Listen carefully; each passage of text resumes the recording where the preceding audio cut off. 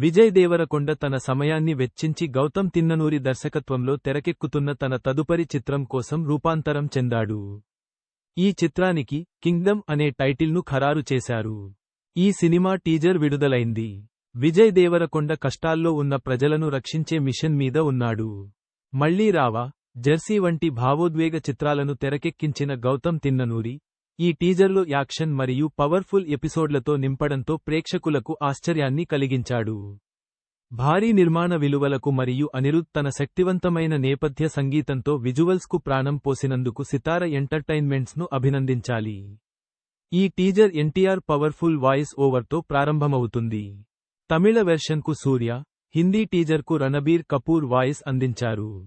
Action ఎపిసోడ్లు చాలా గ్రాండ్గా మరియు చక్కగా ప్రదర్శించబడ్డాయి. విజయ్ దేవరకొండ యొక్క కృషి మరియు పట్టుదల తెరపై స్పష్టంగా కనిపిస్తున్నాయి. చిత్ర నిర్మాతలు కథాంశాన్ని వెల్లడించనప్పటికీ సినిమా యొక్క శైలిని మాత్రం చూపించారు. విజయ్ దేవరకొండ ఒక మిషన్ మీద ఉన్న యువకుడి పాత్రను పోషిస్తున్నాడు. సినిమాటోగ్రఫీ ఈ చిత్రానికి మరో ప్రధాన ఆకర్షణ. టీజర్లో ఎక్కువ భాగం ప్రజల సమస్యలను వివరిస్తుంది. ఆ తరువాత విజయ్ దేవరకొండ స్టైల్గా రంగంలోకి దిగుతాడు. కింగ్డమ్ టీజర్ సినిమాపై అంచనాలను పెంచుతోంది. ఈ చిత్రం మే 30న ప్రపంచవ్యాప్తంగా విడుదల కానుంది.